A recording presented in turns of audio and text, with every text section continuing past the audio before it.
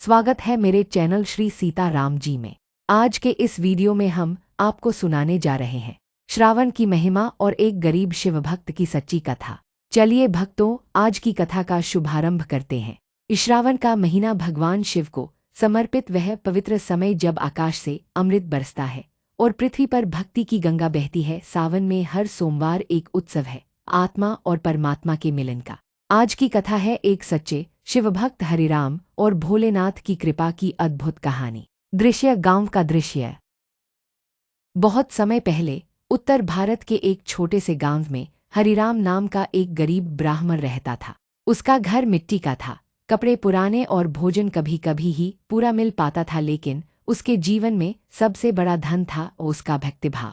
हरिराम के दिन की शुरुआत होती थी गंगाजल लाने से और समाप्त शिव मंदिर में दीप जलाने से। संवाद हरिराम की प्रार्थना। भोलेनाथ, मेरे पास देने को कुछ नहीं, बस यह जल है और मन की श्रद्धा, उसे स्वीकार कर लेना प्रभु। कथा आगे बढ़ती है। सावन का पहला सोमवार आया।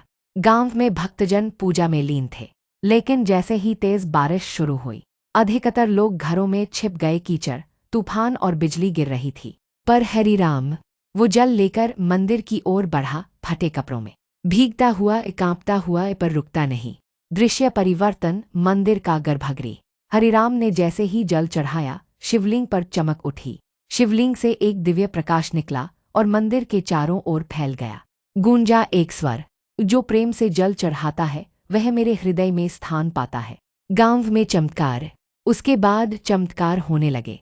हरिराम को गांव के एक सेठ ने बुलाया और कहा, मैंने स्वप्न में शिवजी को देखा। उन्होंने कहा, हरिराम को मेरी जमीन का रखवाला बनाओ। हरिराम अब उस बंजर जमीन का रखवाला बन गया, लेकिन वह जमीन देखते ही देखते हरियाली से भर गई, फसलें लहलहाने लगी। गांव के लोग अब उसकी भक्ति की मिसाल देने लगे। भावनात्मक मोड़।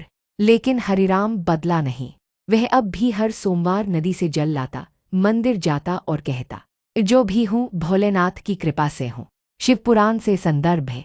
शिवपुराण में भी कहा गया है, ये श्रद्धा और जल से किया गया अर्पण करोड़ों स्वर्णदान से बढ़कर है। सीखा।